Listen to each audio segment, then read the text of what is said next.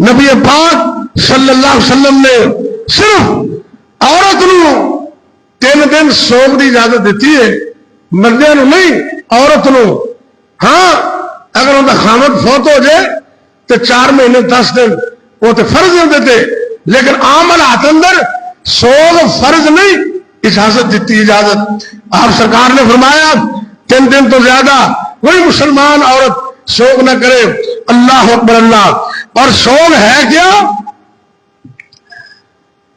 رک جانا، سوگ دا من رک جانا، سرما پان تو رک جانا، خوشبو استعمال کرن تو رک جانا، تیز رنگین کپڑے جڑے شوخ کپڑے نے انہاں تو رک جانا، کنگھی کرن تو رک جانا، مہندی لگان تو رک جانا، اس طریقے نال زیورات پہنن تو رکنا، انہوں کہتے ہیں سوگ 3 دن اجازت ہے بس، عورت نو مرد نو نہیں۔